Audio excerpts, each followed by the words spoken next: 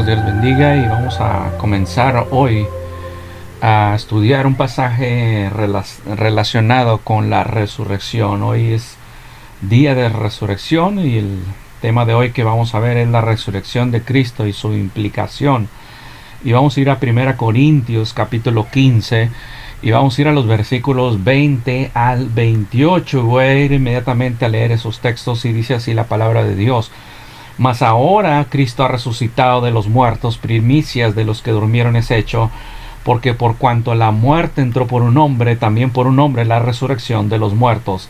Porque así como en Adán todos mueren, también en Cristo todos serán vivificados, pero cada uno en su debido orden. Cristo las primicias, luego los que son de Cristo en su venida, luego el fin, cuando entregue el reino al Dios y Padre, cuando haya suprimido todo dominio, toda autoridad y potencia.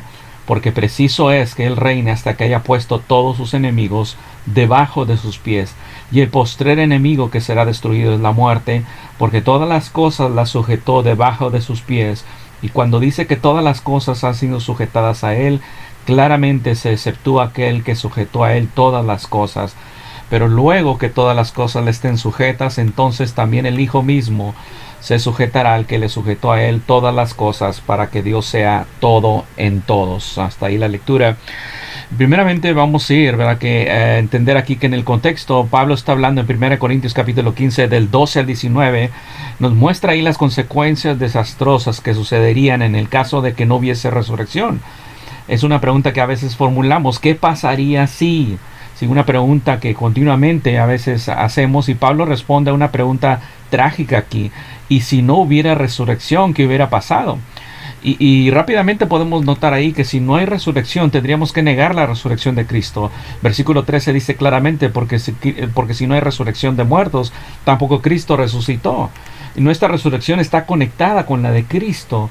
En 1 Corintios 6:14 dice: y Dios que le levantó al Señor, también a nosotros nos levantará con su poder. Entonces, ¿cuál sería la consecuencia de que no solo no haya resurrección, sino de que Cristo no hubiese resucitado? Bueno, ahí el versículo 14 dice: y si Cristo no resucitó, vana es entonces nuestra predicación. Si no hay resurrección, nuestra predicación es vana. Y al igual que las fichas de dominó, lo siguiente que se viene abajo es el contenido del mensaje del Evangelio. El Evangelio que Pablo resumió precisamente en capítulo 15, versículo 3 al 5. Y por lo tanto el mensaje es en vano, queda sin valor alguno. El Evangelio ya no serían buenas nuevas, sino un vil engaño que no tiene poder absoluto para transformar vidas. Y por lo tanto, dice Pablo también ahí, vana es también vuestra fe. Es decir, nuestra fe no tendría sentido. Sin el hecho objetivo de la resurrección de Cristo, el corazón de nuestra fe se desmorona. ¿Qué sentido tendría creer en Cristo? Cristo sería un muerto más de entre muchos otros. Ni Cristo, ni los apóstoles, ni nuestras Biblias podrían darnos esperanza. Y por esto se cuestionaría la fiabilidad de todos los testigos. Y como dice el versículo 15, y somos hallados falsos testigos de Dios, porque hemos testificado de Dios que Él resucitó a Cristo, el cual no resucitó. Y si en verdad los muertos no resucitan, todos los apóstoles serían mentirosos, y todos nosotros seríamos también incluso mentirosos. Pablo, Pedro, los apóstoles, Santiago, los mismos 500 hermanos a quienes apareció, todos los pensadores y líderes cristianos que han defendido la fe, habrían mentido. Por tanto, aquellos hombres como Agustín, Aquino, Martín Lutero, Juan Calvino, Charles Spurgeon, todos ellos, todos los mártires que murieron creyendo en la resurrección de Cristo y esperando su resurrección, han muerto por una mentira. Y el versículo 16 dice: porque si los muertos no resucitan, tampoco Cristo resucitó. Y si Cristo no resucitó, vuestra fe es vana. Aún estáis en vuestros pecados. Estaríamos en un estado caído, permanente, sin posibilidad de esperanza. Quedaríamos perdidos y condenados en nuestros pecados definitivamente, bajo el aguijón de la muerte, al igual que todos los demás incrédulos y paganos. Si la resurrección es falsa, entonces los muertos están perdidos. El versículo 18 dice: entonces también los que durmieron en Cristo perecieron. Y si no hay resurrección, entonces los creyentes que nos han precedido en la muerte han perecido eternamente. No habría diferencia entre los que duermen en Cristo y los incrédulos muertos, porque estarían igualmente condenados a la perdición y a la ruina. Y si la resurrección es falsa, entonces solo quedaría compadecernos. Y dice el versículo 19: si en esta vida solamente esperamos en Cristo, Noten, esa esperanza que está basada ahí en Cristo. Somos los más dignos de conmiseración de todos los hombres. Es decir, en vano viviríamos una vida de dificultades, de abnegación, de sufrimiento, de martirio si Cristo no ha resucitado. El cristianismo sería una religión ineficaz y es más hasta perjudicial, porque solo produciría sufrimiento a sus seguidores. Si Cristo no fue resucitado, Él no está vivo. Nuestra vida cristiana no es vida en absoluto. Seguimos muertos en delitos y pecados, sufrimos por nada, y la iglesia no tendría sentido, estudiar la Biblia no tendría sentido, adorar cada domingo no tendría sentido. Todo se viene abajo y no tenemos nada que hacer en la iglesia. Entonces, a la luz de esto, Pablo entonces da un giro ahí de 180 grados y marca un contraste muy claro cuando dice ahí el versículo 20, más ahora, o como dice la Biblia textual, pero ahora. Lo anterior mencionado era un supuesto, era algo hipotético, y el pero o el más que se menciona aquí indica que ahora pasa de lo hipotético, ahora pasa a lo real, del qué pasaría al esto es. Este es el gran contraste, y esa palabra contrasta ahora la verdad de este hecho y el vacío e inútil que resulta de su negación, es decir, negar la resurrección. La conclusión es ahora, dice ahí, más ahora, y tiene ahí un sentido lógico aquí. En este punto de que está argumentando Pablo aquí, Pablo introduce la situación real después de haber contemplado las suposiciones irreales, ¿sí? La realidad es que más ahora Cristo ha resucitado de los muertos, el versículo 20. Entonces estas dos palabras ahí introducen una verdad profunda, una verdad importante que tiene que ver con el Evangelio, y esto lo hacía Pablo a menudo. En otros lugares lo podemos ver de forma similar. Por ejemplo, en Romanos 3:21 dice, pero ahora, aparte de la ley, se ha manifestado la justicia de Dios, testificada por la ley y por los profetas. O también en Romanos 6:22, mas ahora que habéis sido libertados del pecado y hechos siervos de Dios, tenéis por vuestro fruto la santificación y como fin la vida eterna. En Romanos 7:6 también dice, pero ahora estamos libres de la ley por haber muerto para aquella en que estábamos sujetos. 1 Corintios también, capítulo 12, versículo 18, mas ahora Dios ha colocado los miembros, cada uno de ellos, en el cuerpo como Él quiso. 1 Corintios 13:13, y ahora permanecen la fe, la esperanza y el amor, estos tres, pero el mayor de ellos es el amor. Entonces, es de forma similar. Pablo está diciendo, mas ahora Cristo ha resucitado. Este es el hecho histórico, el hecho milagroso de la resurrección. Cristo ha resucitado, por eso celebramos hoy. Un día como hoy, Cristo resucitó. Entonces ahí noten, ahí hay un verbo pasivo, y podría traducirse, Cristo fue resucitado. Esto indica que alguien lo resucitó. ¿Quién es el agente de la resurrección? Fue Dios. Dios lo resucitó de entre los muertos. Entonces, como decimos a veces, el hubiera no existe, ¿verdad? No tiene caso entretenernos con qué pasaría si no hubiese resucitado. Lo importante es la realidad. Cristo ha resucitado. Mas ahora que ha resucitado Cristo, ¿cuál es la implicación? Para el cristiano no hay lugar al debate en esto, no hay duda. Algunos corintios tenían dudas, pero Pablo dice, la resurrección es un hecho histórico con implicaciones presentes, y aunque los incrédulos se burlen, los cristianos no necesitan pruebas adicionales de esta verdad histórica que en sus mentes es totalmente irrefutable. Es una verdad, es una realidad, y a partir de este hecho indudable de la resurrección, Pablo va a establecer aquí en versículos 20 al 28 las implicaciones de la resurrección de Jesús. Jesús es el primero en resucitar, y su resurrección será seguida por otras. Y esto es lo que nos llena de esperanza a nosotros como creyentes. La realidad y el hecho histórico de la resurrección implica que nosotros también resucitaremos. Y este es el punto aquí. Por eso vamos allá al primer punto. Cristo, las primicias. La implicación es esta. Cristo es las primicias. Versículo 20. Mas ahora Cristo ha resucitado de los muertos. Primicias de los que durmieron es hecho. Aquí notamos que la resurrección de Cristo lo señaló como el primero entre muchos. Cristo, al ser resucitado de entre los muertos, lo llevó a ser las primicias de los que serán resucitados, el primer fruto de nuestra resurrección es la resurrección de Cristo. Y esta es una imagen que la podemos encontrar en el Antiguo Testamento. Sin duda, los corintios estaban familiarizados con esta imagen de las primicias.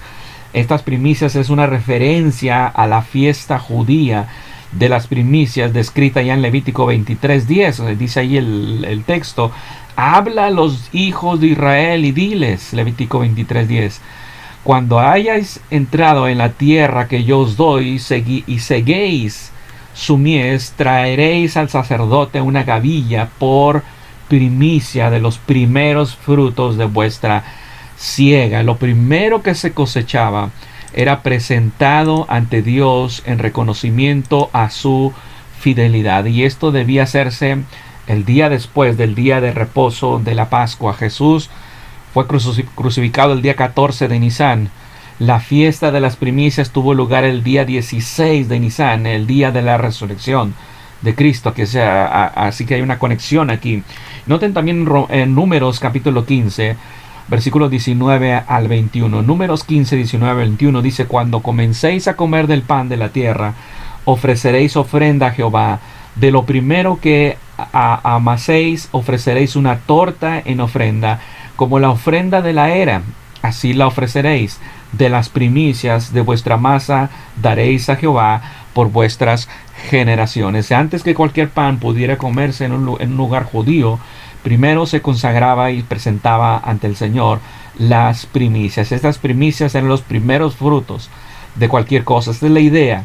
Bien fuera un animal o fuera una cosecha, esas eran las primicias. ¿Pero qué significaba? Bueno, significaba que esto anticipaba la cosecha. La importancia de las primicias, sin embargo, aunque no era solo que precedían a la cosecha, sino que era un anticipo de la cosecha. Es decir, no era una excepción ahí solitaria, sino el primer y principal ejemplo de muchos que habrían de despertar. Esta es la idea, indica el primero de un conjunto.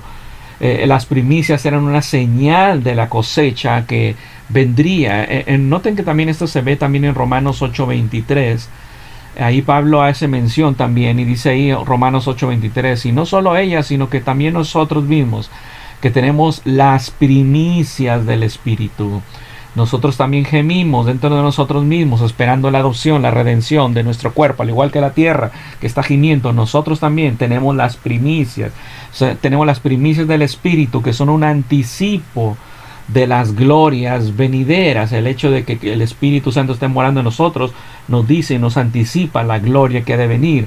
En Romanos capítulo 11, versículo 16, notamos también: si las primicias son santas, también lo es la masa restante, y si la raíz es santa, también lo son las ramas. Entonces aquí Pablo usa esta palabra para referirse a la parte primera y a la parte representativa, ¿sí?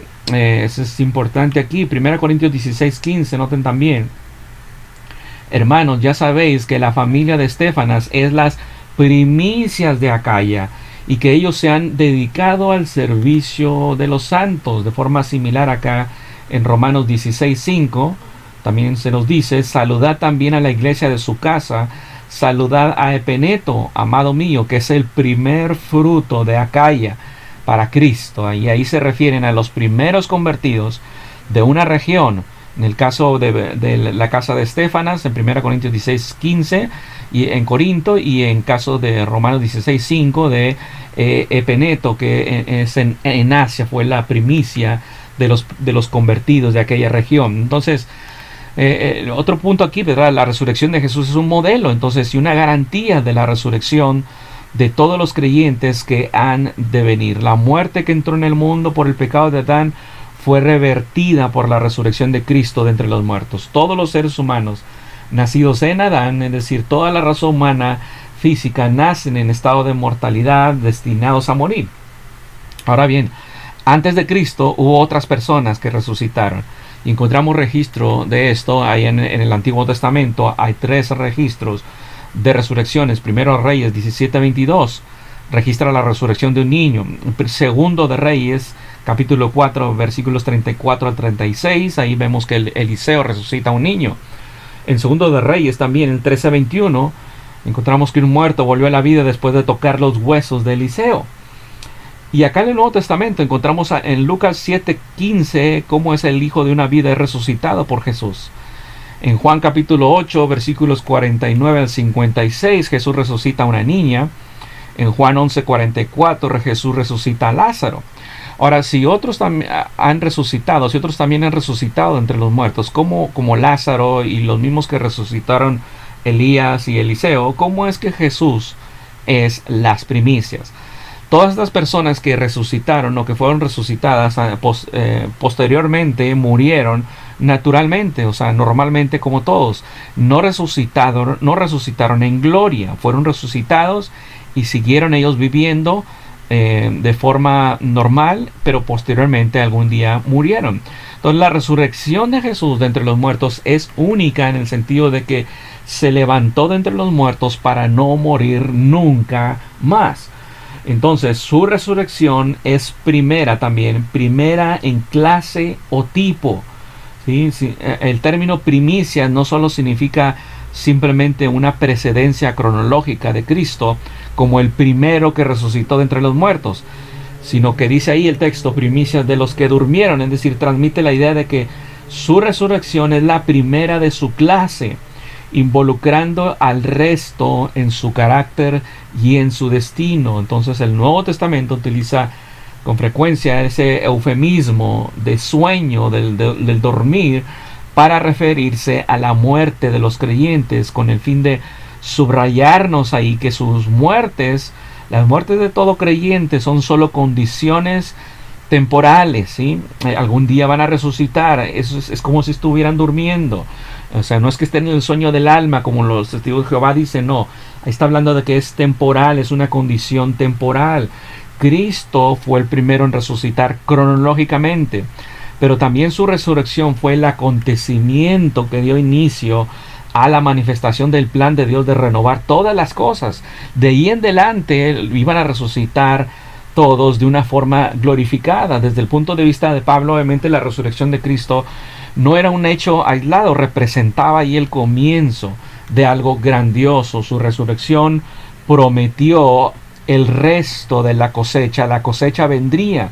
Esa cosecha sería la resurrección de la posteridad, es decir, la cosecha completa de la que Cristo es el primer ejemplo. Cristo es el primer ejemplo de la cosecha, es la cosecha de los que han dormido. Entonces los apóstoles pudieron ver de primera mano al Jesús resucitado, al Jesús glorificado, contemplaron esa gloria que algún día ellos también tendrían en su momento, que ahora ya están esperando a un futuro. Entonces ellos entendieron que puesto que Él había resucitado, indiscutiblemente ellos también resucitarían. Sus cuerpos corresponderían a la primera cosecha, a la de Cristo, a las primicias. Su resurrección y la de los creyentes están totalmente relacionadas, conectadas. Jesús es el representante de otros que también serán resucitados. Y la resurrección escatológica, ¿verdad?, que es al fin de los tiempos, es la secuela que necesariamente tiene que venir a causa de la resurrección de Jesús. Y este es el primer punto. Esto es Cristo, las primicias. Esta es la realidad. El segundo punto que vemos aquí es que la resurrección se aplica a todos los creyentes. Obviamente, siguiendo la misma lógica, si Cristo es las primicias, entonces la resurrección se aplica a todos los creyentes. Ese es el punto aquí. Versículo 21. Porque por cuanto la muerte entró por un hombre, también por un hombre la resurrección de los muertos. La acción de un hombre causó que las consecuencias de ese acto se aplicaran a toda persona identificada con él. Y esto, desde el registro de Génesis podemos entender esto. Ahí se nos deja en claro que la muerte vino a través de un hombre. El pecado de Adán fue más que una transgresión personal, trajo la culpa, trajo el juicio divino de la muerte sobre toda la humanidad. Desde entonces todos morimos. Y Pablo no está obviamente interesado aquí en demostrar que el pecado de Adán trajo la muerte, ¿verdad?, como lo muestra ya en Romanos capítulo 5, 12 al 21. Más bien él está mostrando cómo el pecado de Adán tuvo un efecto universal en todos los que vinieron después.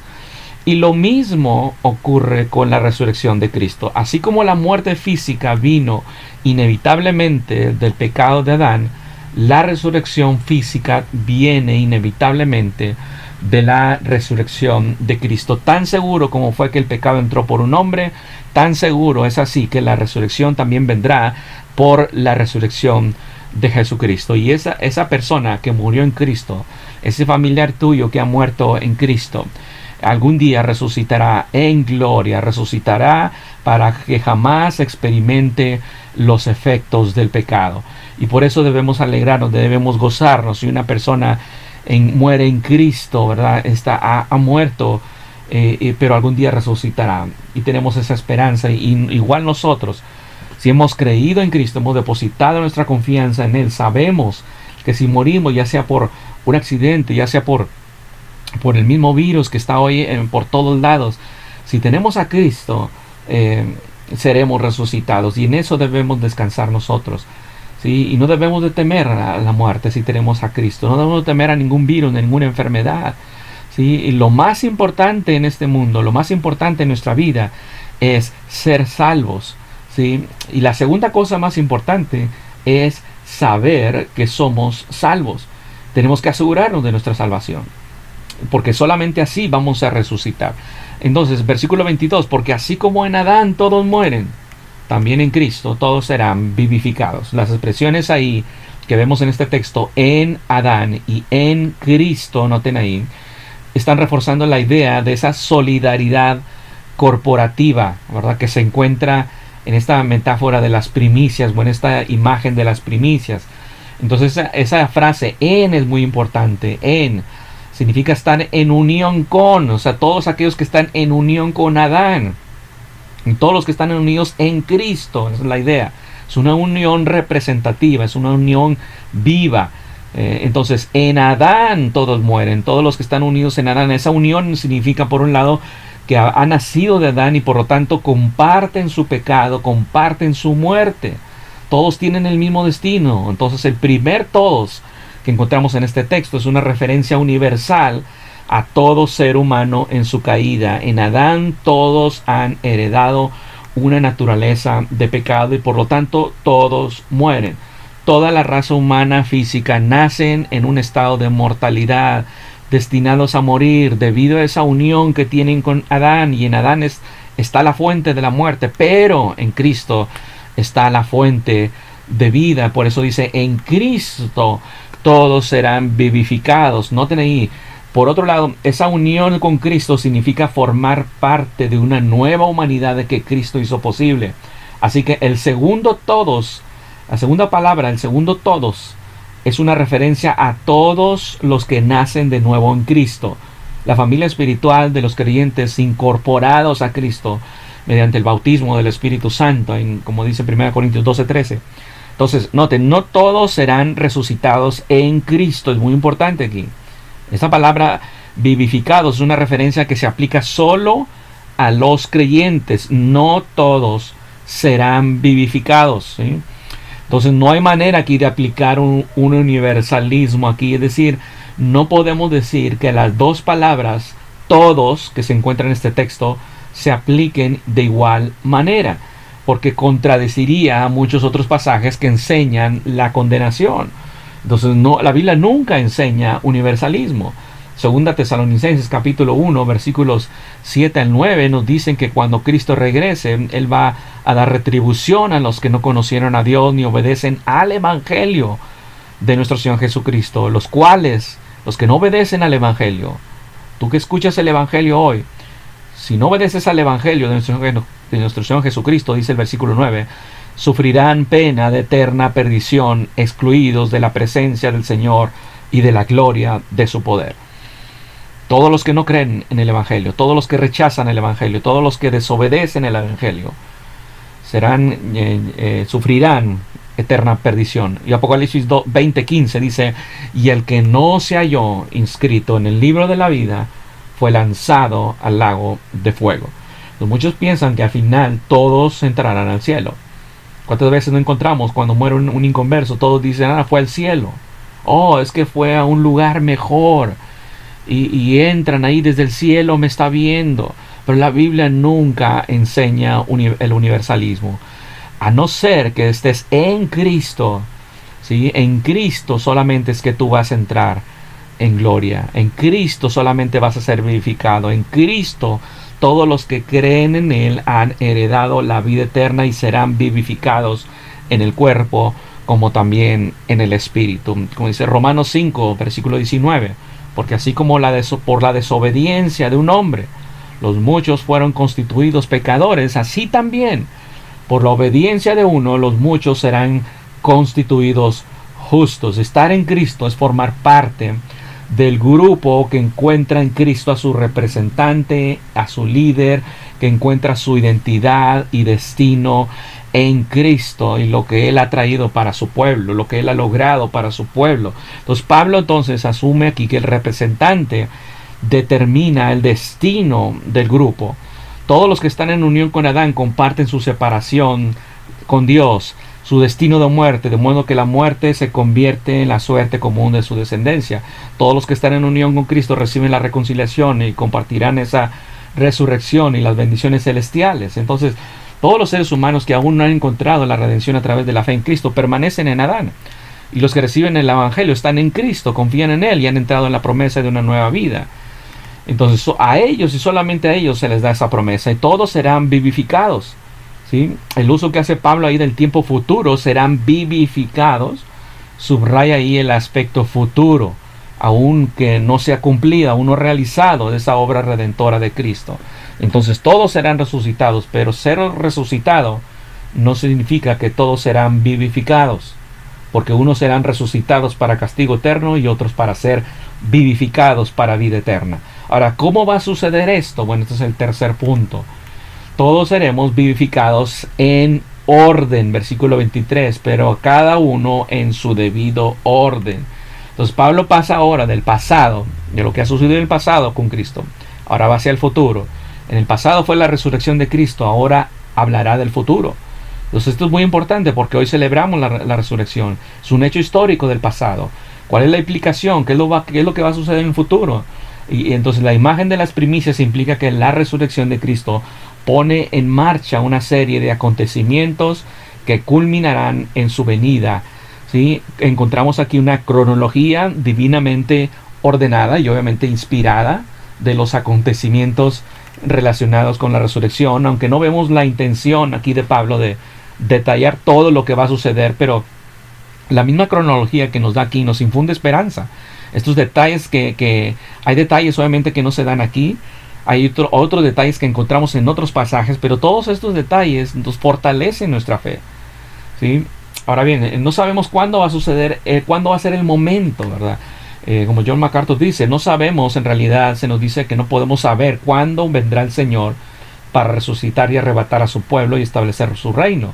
No sabemos el tiempo, la generación específica o el momento, pero conocemos el orden. Fin de la cita, dice aquí. Entonces, aquí hay un orden, ¿verdad? Algunos piensan que en realidad son 2 etapas y no 3 etapas, de acuerdo a este texto. Es decir, creen que el fin que se menciona aquí sigue inmediatamente después de la venida de Jesús. Es decir, Jesús viene y ¡pum!, viene el fin. Ellos dicen que el fin ocurre como resultado de la segunda venida de Cristo. Entonces no hay una tercera, según ellos, una tercera etapa del programa de resurrección. Pero la palabra orden a veces se utiliza para referirse a las tropas militares, lo cual nos insinúa una progresión de más de 2 acontecimientos, no nomás de 2 únicamente. Entonces, si bien un orden de acontecimientos puede aplicarse solo a 2 resurrecciones, más bien parece aquí probable que haya más de 2, ¿sí? Entonces, además tenemos que reconocer que entre la primera y la segunda resurrección hay un lapso de tiempo, es decir, entre la primera etapa y la segunda etapa hay un lapso de tiempo considerable, al menos de 2000 años, desde que Cristo resucitó hasta la fecha.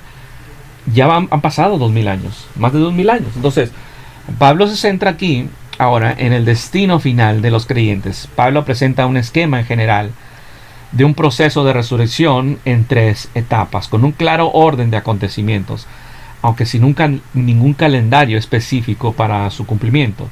Entonces, finalmente vemos el punto número 4 aquí, las etapas de la resurrección. El argumento principal de Pablo aquí es la resurrección de los muertos sigue a una determinada secuencia, cada uno en su rango, cada uno en orden. Primero Cristo resucita como primicia, luego en su venida, en su parucía, ¿verdad?, resucitarán todos los que pertenecen a Cristo, y después vendrá el final. 3 etapas, ¿sí? Entonces la Biblia habla de la resurrección de los redimidos como la primera resurrección. Eso es muy importante para no confundir lo que nos está diciendo aquí Pablo. La Biblia habla de la primera resurrección, habla de la resurrección de vida eterna, o el de vivir para siempre. Cuando se habla de eso, se está refiriendo a los creyentes. Noten, Apocalipsis 25 dice: pero los otros muertos no volvieron a vivir hasta que se cumplieron 1000 años. Esta es la primera resurrección. Entonces, aunque el propósito de Pablo no es detallar las resurrecciones que van a tener lugar, cuando la Biblia habla de la primera resurrección de los redimidos, ¿sí?, cuando la Biblia habla de la primera resurrección se refiere a los redimidos. O sea, no se refiere a un aspecto cronológico. Muy importante aquí, cuando dice primera resurrección, no se refiere al tiempo, sino a una categoría de personas, es decir, los creyentes resucitados para vida eterna. Esta primera resurrección encontramos que se produce en 3 fases, ¿sí? No son las fases que vemos aquí en 1 Corintios, sino que las encontramos en otras partes, las cuales obviamente no se detallan aquí, ¿verdad? Entonces las fases de la primera resurrección son Cristo las primicias, ¿sí? Segundo lugar, los santos de la iglesia. Tercer lugar, los santos del Antiguo Testamento. Cuarto lugar, los santos de la tribulación, ¿sí? Esas es las fases de la primera resurrección, ¿sí? Muy importante. La segunda resurrección se refiere únicamente a los inconversos. Entonces la primera resurrección tiene que ver con los creyentes. Ahora, aquí regresando a 1 Corintios 15, lo que Pablo nos está detallando aquí, las 3 etapas. La primera etapa es Cristo las primicias. Este es el pasado, Cristo ya resucitado. Por tanto, como ya vimos, todos los que son de Él creen en Él, serán vivificados. Y Él es el patrón, Él es el modelo, Él es la garantía de los que han de resucitar en gloria. Esa es la primera etapa. Jesús se convirtió en el primogénito de entre los muertos, lo que indica que Él es el primero entre muchos hermanos, como dice Romanos 8:29. Porque a los que de antemano conoció, también los predestinó para ser hechos conforme a la imagen de su Hijo, para que Él sea el primogénito entre muchos hermanos. Ahora, la segunda etapa, dice aquí Pablo, luego se establece la segunda, los que son de Cristo en su venida. Y esta etapa es futura.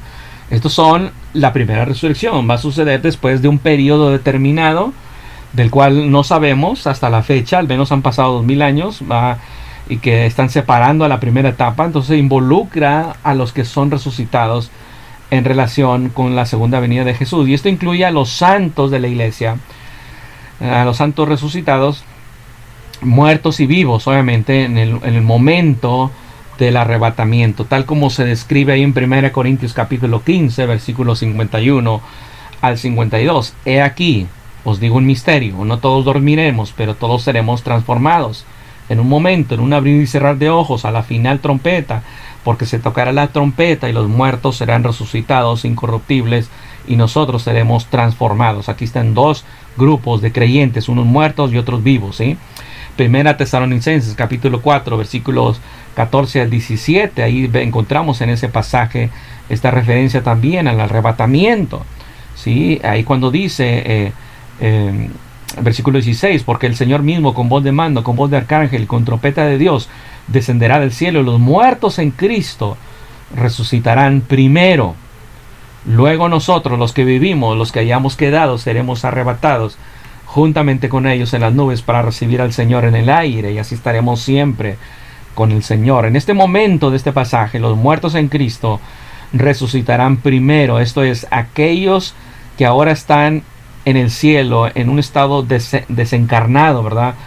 Sin cuerpo, Cristo los va a traer consigo para recibir sus cuerpos de resurrección. Cuando dice ahí primero, ¿sí?, significa que los creyentes muertos serán resucitados antes que los que estén vivos sean arrebatados. Entonces, después de esto, los santos vivos serán arrebatados para encontrarse con Jesús en el aire. Y esto es una referencia a los que pertenecen únicamente a la iglesia. Aquí no se está hablando de incrédulos, solamente de creyentes. Estos dos grupos de creyentes son transformados sin que haya un intervalo entre ambos. Simplemente los muertos y los que estén vivos son arrebatados y son llevados y son transformados, son resucitados. Después de este evento sucederá la gran tribulación, ese evento del cual el Señor habló allá en Mateo 24:21. Porque habrá entonces gran tribulación, cual no la ha habido desde el principio del mundo hasta ahora, ni la habrá. Es un evento donde habrá juicios terribles antes de que regrese Jesús a la tierra. Este periodo durará 7 años, según la 70ª semana futura de Daniel, que tiene esta duración de 7 años, de acuerdo a Daniel 9, versículo 27. Entonces muchos llegarán a confiar en Cristo durante la tribulación, esta prueba de 7 años, durante la cual muchas personas piadosas morirán por causa de la fe. Allí va a haber muchos mártires. Entonces, y estos santos martirizados durante el periodo de la tribulación, lo vemos ahí en Apocalipsis capítulo 20, versículo 4. Dice: y vi las almas de los decapitados por causa del testimonio de Jesús y por la palabra de Dios, los que no habían adorado a la bestia ni a su imagen, y que no recibieron la marca en sus frentes ni en sus manos, y vivieron y reinaron con Cristo 1000 años. ¿Sí? Noten aquí se describen a las almas que habían sido decapitadas por testimonio de Jesús, y las vemos aquí reviviendo, vivieron, ¿sí? Y reinaron con Cristo 1000 años. Ellos experimentan ahí la resurrección como resultado de la venida de Jesús a la tierra. En Apocalipsis capítulo 6, versículo 9 al 11, dice: cuando abrió el quinto sello, vi bajar el altar las almas de los que habían sido muertos por causa de la palabra de Dios y por el testimonio que tenían, y clamaban a gran voz diciendo: ¿hasta cuándo, Señor santo y verdadero, no juzgas y venga nuestra sangre en los que moran en la tierra? Y se les dieron vestiduras blancas, y se les dijo que descansasen todavía un poco de tiempo, hasta que se completara el número de sus consiervos y sus hermanos, que también habían de ser muertos como a ellos. Y aquí habla de los mártires que dieron su vida por el testimonio de Jesús. Estas almas en los cielos claman pidiendo venganza de su sangre en la tierra, pero se les indica que esperen un poco más. Entonces Apocalipsis 20, versículo 4, es el cumplimiento de esa expectativa de estas almas. Ellos vivieron y reinaron con Cristo 1000 años. Estos son creyentes dentro de la tribulación. Ahora, ¿qué pasa con los santos del Antiguo Testamento? Ellos no forman parte de la iglesia, ¿sí? Forman parte del pueblo de Dios, pero no de la iglesia. ¿Por qué? Porque la iglesia empezó en Pentecostés. Entonces, aunque no sucede en el momento del rapto, los santos del Antiguo Testamento también son resucitados. Y eso vemos ahí en Daniel capítulo 12, versículo 2. Y muchos de los que duermen en el polvo de la tierra serán despertados, unos para vida eterna y otros para vergüenza y confusión perpetua. De manera que aquí se habla de justos, injustos. Este pasaje está en el contexto de la gran tribulación, es decir, en el tiempo de angustia, cual nunca fue desde que hubo gente hasta entonces, como dice ahí en Daniel 12:1. Entonces, de manera que al final de este evento de la tribulación se sitúa esta resurrección de creyentes del Antiguo Testamento. Todos los creyentes son resucitados en varios momentos, pero todos tienen que ver con la primera resurrección, ¿sí? Entonces Apocalipsis 20, versículo 6 dice: bienaventurado y santo el que tiene parte en la primera resurrección. La segunda muerte no tiene potestad sobre esto, sino que serán sacerdotes de Dios y de Cristo y reinarán con él 1000 años. Entonces todos los creyentes están dentro de este grupo que resucitan y que se les llama la primera resurrección. ¿Cuándo será la resurrección de los incrédulos? Bueno, la Biblia no usa el término segunda resurrección, ¿verdad?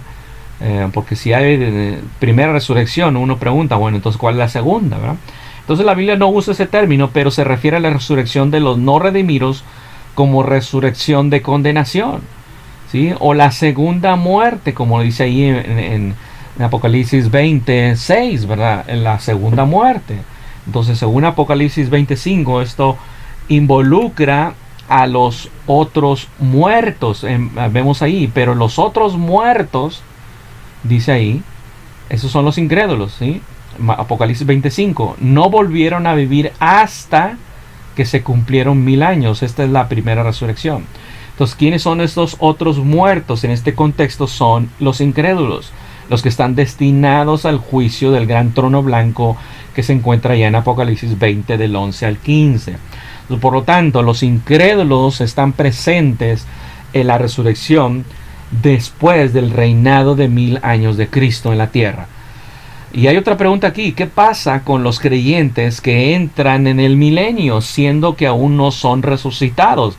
Porque durante el milenio Cristo está reinando en la tierra. Hay creyentes dentro en la tierra viviendo esos 1000 años. Entonces, ¿qué sucede? ¿Cuándo sucede esa resurrección? Bueno, en algún momento deben recibir cuerpos glorificados, pero la Biblia no se especifica cuándo sucede, y es probable que estos santos que no están glorificados pues reciban cuerpos resucitados inmediatamente en el momento de la muerte o al final del milenio. Es decir, no hay indicación de esto, entonces no podemos ser dogmáticos en esto. Entonces, sin duda, la Biblia no nos proporciona una idea que nos lleve a concluir que solo habrá una resurrección general de los justos al final, ¿sí? Hay fases de resurrección de creyentes. Esto es algo muy claro en la Escritura.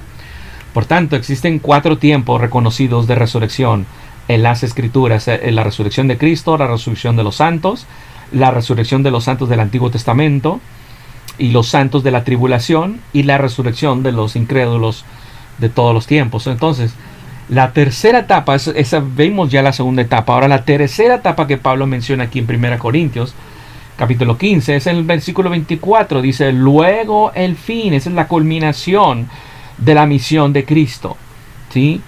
Cuando entregue el reino al Dios y Padre, cuando haya suprimido todo dominio, toda autoridad y potencia.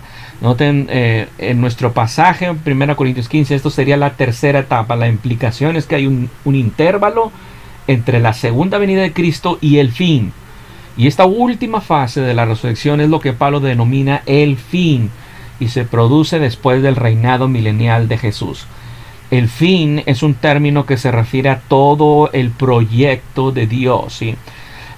Todo lo que está haciendo Dios, que encontramos a lo largo de la Escritura, es un proyecto que ha empezado Dios y que va a culminar al final, en el fin. Es el telos, en el original es telos, ¿sí? Ese es el proyecto de Dios, y esto ocurre, obviamente termina, culmina, se consuma después del reinado milenial de Cristo.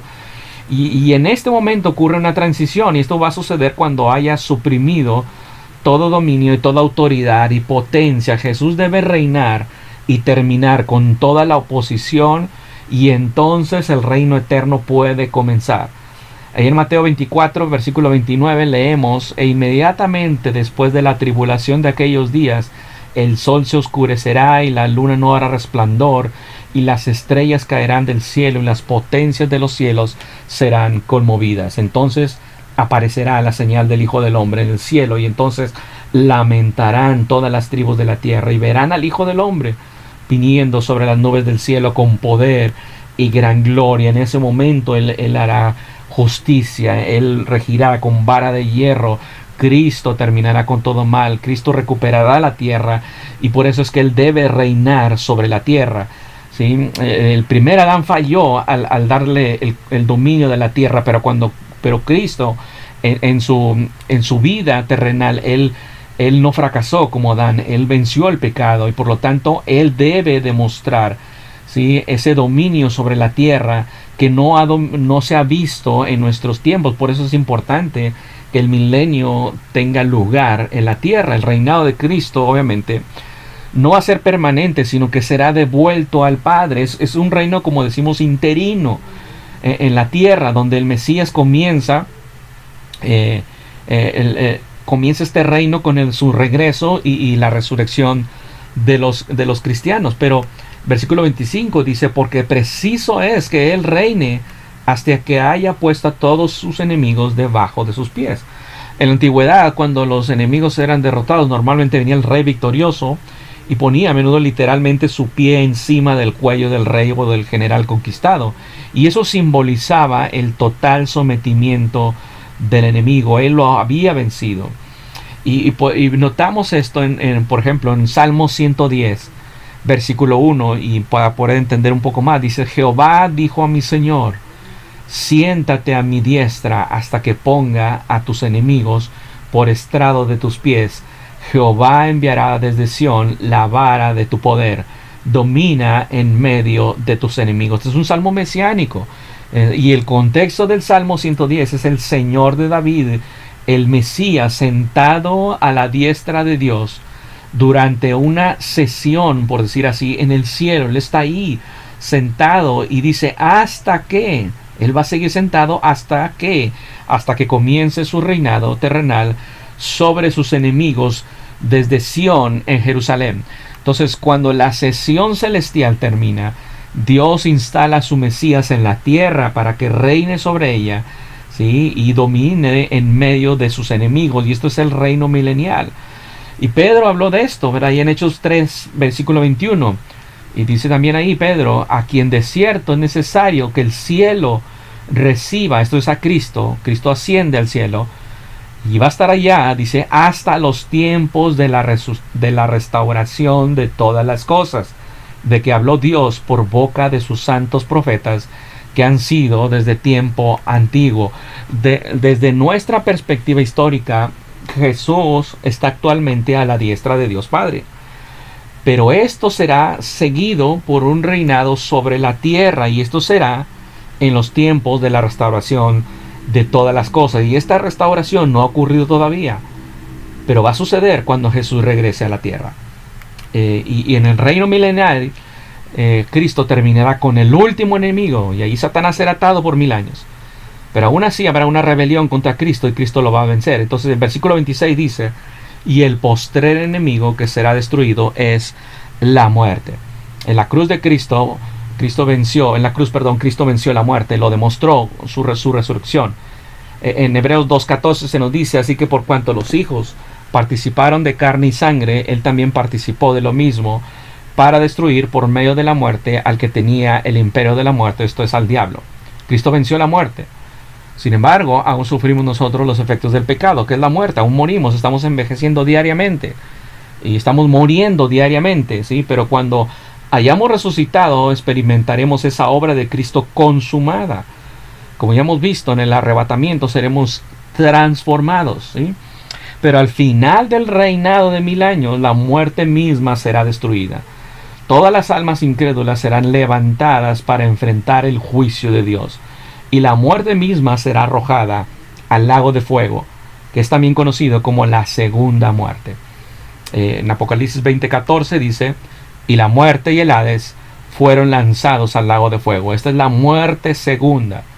Y el que no se halló inscrito en el libro de la vida fue lanzado al lago de fuego. Estos son los incrédulos.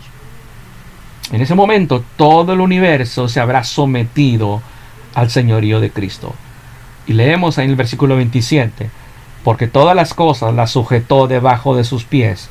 Y cuando dice que todas las cosas han sido sujetadas a él, claramente se exceptúa aquel que sujetó a él todas las cosas. Noten, el único que no entra en este sometimiento es aquel que sujetó a él todas las cosas. ¿Quién es? Dios el Padre es la excepción aquí. Él es el único que no estará sujeto a Cristo. ¿Por qué? Porque el Padre es quien le dio el gobierno y la autoridad al Hijo, ¿sí? Mateo 28:18: y Jesús se acercó y les habló diciendo: toda potestad me es dada en el cielo y en la tierra. Le es dada. ¿Quién se la dio? El Padre, ¿sí? Entonces Cristo vino a cumplir una misión. Él es el siervo que vino a cumplir la voluntad de Dios. Mi comida es que haga la voluntad de Dios, decía él. Entonces, una vez realizada esta obra, que comenzó en la cruz y después en la resurrección, y después cuando él regrese en su retorno, y después cuando haya sucedido el milenio y que haya derrotado a todo enemigo, ¿sí?, habrá cumplido esa tarea. Y el versículo 28 dice: pero luego que todas las cosas le estén sujetas, ¿sí?, entonces también el Hijo mismo se sujetará al que le sujetó a él todas las cosas, para que Dios sea todo en todos. Qué maravilloso es esto. todas las cosas aún no están sujetas a Cristo, ¿sí? Aún falta. El Padre comisionó al Hijo para hacer expiación, para morir, muerte de cruz, dice Pablo ahí en Filipenses. Dios después lo resucitó y después ascendió a los cielos y hoy está a la diestra de Dios Padre, pero luego debe reinar sobre la tierra. Y así que el Padre no está sujeto al Hijo, ¿verdad? Pero es como el emperador, ¿verdad?, que comisionaba a su general en tiempos antiguos para vencer a sus enemigos. Y estos se sometían, ¿verdad? Y una vez que los vencía y los sometía este general, cumplía su misión y regresaba al emperador victorioso, y el general se sometía al dominio de su emperador. Lo mismo que hizo Cristo. Él fue comisionado por el Padre, le dio una misión. Cuando todo haya sido sometido a Jesús, Cristo se someterá voluntariamente al Padre, para que el Padre, Dios, sea todo en todos. El Padre envía a Jesús a conquistar y restaurar este mundo caído en su nombre, y cuando Jesús cumple esta tarea, se somete al Padre. La misión de Jesús está cumplida, consumado es, ¿verdad? Y el Padre está complacido con su reinado, y cada centímetro cuadrado del universo ha sido restaurado para Dios, y ahora esto es entregado al Padre. Ahora, esto no quiere decir que Cristo ya no reina eternamente, porque leemos también ahí en Apocalipsis capítulo 11, versículo 15, que habla de nuestro Señor y de su Cristo, ¿verdad? Dice, y Él reinará por los siglos de los siglos. Entonces, ¿cómo es que Cristo va a reinar por los siglos de los siglos? Y aquí está entregando el reino al Padre. Cuando la obra esté al fin totalmente terminada, Él volverá a ocupar su lugar de forma plena y gloriosa en la perfecta armonía de la Trinidad, como Él estaba en la eternidad. Una vez que entregue el reino al Padre, de ahí en adelante, en una unidad con la divinidad, Él reinará con el Padre como el Hijo eterno. Él reinará en forma trinitaria. Habrá una fusión del reino del Mesías con el reino universal de Dios, ¿sí? Entonces la oración que el Señor nos enseña en el Sermón del Monte, venga tu reino, hágase tu voluntad así en la tierra como en el cielo, encuentra su cumplimiento final aquí. Entonces no hay conflicto entre el reino de Cristo y el reino de Dios, no hay conflicto. La voluntad del Padre es que el reino del Hijo se realice y tenga éxito, ¿verdad? Y el deseo del Hijo es cumplir el mandato que el Padre le dio de que el hombre gobierne y someta al mundo para la gloria de Dios. Entonces esto es lo que está, lo que se aproxima, ¿verdad? Lo que viene a futuro. Y en resumen, lo que está diciendo aquí Pablo en 1 Corintios 15, del 20 al 28, está revelando las tres fases del programa de resurrección, y que el reino de Jesús ocurre entre su regreso y el fin, ¿sí? El fin de todas las cosas. En el momento de la tercera fase del plan de resurrección de Dios, que viene después del reino intermedio, ¿verdad?, que es el reino milenial, Jesús entregará el reino a Dios y Padre. ¿Qué momento glorioso será ese? Nosotros anhelamos eso, esa es nuestra esperanza. Para el cristiano no hay nada más grandioso que la resurrección de Cristo. Significa la victoria sobre la muerte que vino a causa del pecado. Sin la resurrección no tendríamos esperanza, no tendríamos gozo, no tendríamos vida. Y Dios nos ha revelado detalles de nuestra resurrección y debemos dar gracias a Dios, porque Dios ha revelado esto en las Escrituras y está para nosotros, para que nos alentemos, tomamos esperanza, y nos ha revelado detalles de cómo finalmente va a lidiar con el pecado, va a lidiar con el mal, va a lidiar con los enemigos, con Satanás al final de los tiempos, para que finalmente Dios sea en todos. Cristo hizo una obra suficiente, completa y gloriosa. Ya no hay temor a la muerte. Ahora sabemos que viviremos con Él eternamente. La muerte y la resurrección de Cristo es el fundamento de nuestra redención, esperanza, gozo y paz. Cristo tuvo que morir para que nosotros pudiésemos ser perdonados de nuestros pecados, y eso nos recuerda que en nuestros pecados no somos capaces de lidiar con nuestro pecado. Cristo hizo provisión suficiente para expiar nuestros pecados en la cruz. Él nos sustituyó recibiendo la ira de Dios sobre sí mismo, pero Él resucitó triunfantemente como muestra de que Dios está satisfecho con su sacrificio, y ahora nosotros, creyendo en Él y en su obra, podemos obtener salvación, esperanza y gozo. Hoy es un día de celebración para todos los creyentes, como lo deben ser todos los días, pero también es el día de salvación. Si no tienes a Cristo, ¿vendrás hoy a Él? Y espero que sí, porque solo en Él, únicamente en Él, puedes encontrar esperanza. Así que gracias a Dios por la muerte y la resurrección de Cristo. Dios les bendiga.